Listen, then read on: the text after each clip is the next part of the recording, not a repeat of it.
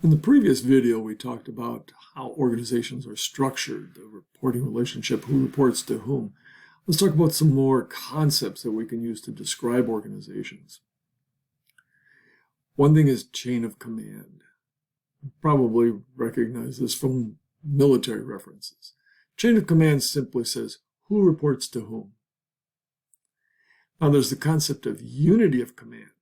Unity of command means you report to one and only one manager. Well, when might that not apply?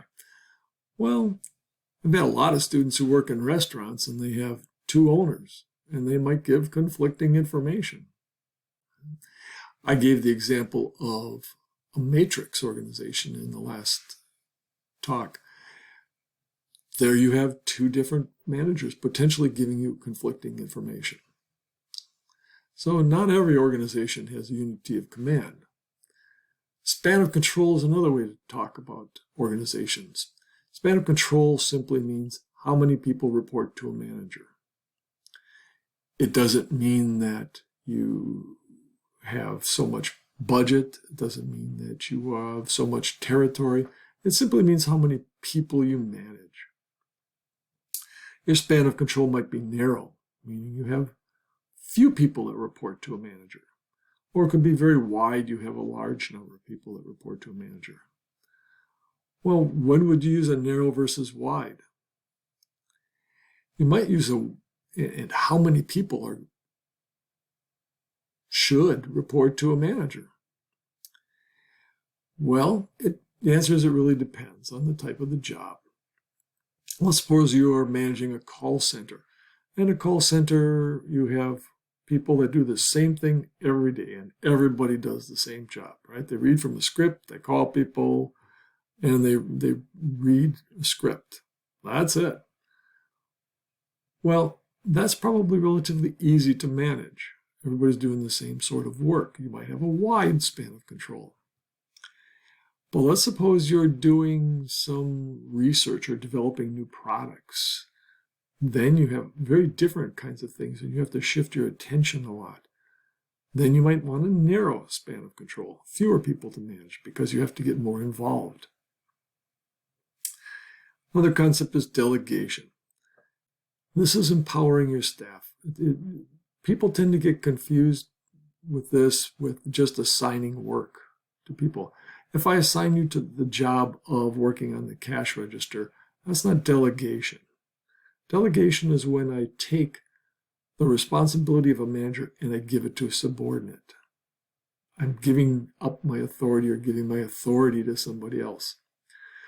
Simple example I like to use is people go on vacation. So when a manager goes on vacation, they aren't able to do all their functions. So for example, they might sign your time cards, approve time cards. Well, while they're gone, they might delegate that authority to somebody else to do that. Or a manager might have the authority to approve price changes. Well, they might delegate that to another person as well. So delegation is not simply giving somebody more work or giving them a task to do. It's actually giving up the responsibility. Reporting relationships. Ooh, we just talked about that. Organization characteristics. Organization structures can be tall or flat. These are just relative terms. Tall means a large number of levels of management. Just at one time when I was at AT&T, I counted there were 14 levels of management. That's a very tall structure. But it's really relative to how many people there are. At the time, AT&T also had over 1 million people. A flat organization is where you have very few levels of management. The idea behind a flat organization is I'm very responsive. The difficulty with that, of course, is your span of control is typically going to be a lot greater if your organization is flat. We can also look at an organization and talk about how its decision-making is done. We can do it in one of the two ways shown here, centralized or decentralized. Centralized is when all the decisions are made in one place. I don't mean that one person makes all the decisions in the company, but say the pricing decisions are all done in one spot. The product naming is all done in one spot. The location decisions are all done in one spot. That's centralized. Decentralized is you let people throughout the organization make those decisions. Well, why would you want one versus the other? Well, you like a centralized organization because you might want to control decisions. You don't want McDonald's to let everybody design the store layout and what the menu looks like. You want to keep those centralized. On the other hand, you might want to give somebody some flexibility in terms of pricing decisions. You might make those decentralized in some businesses. Maybe you will at the business, different organizations control the products. You might have the ability to change the menu for some kind of business somewhere else. That would be decentralized. Decentralized is more responsive to the needs of the customer and the market. Centralized is you want more control over what's being done. So some exercises here. What type of organization would you use that makes only hot dogs?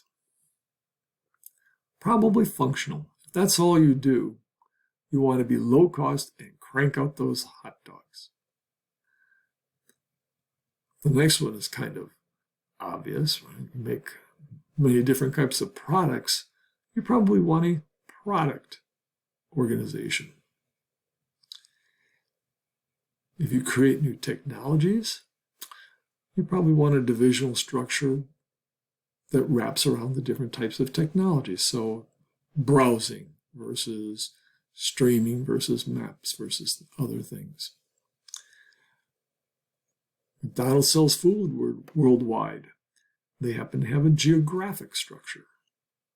They have a manager that's responsible for Asia, North America.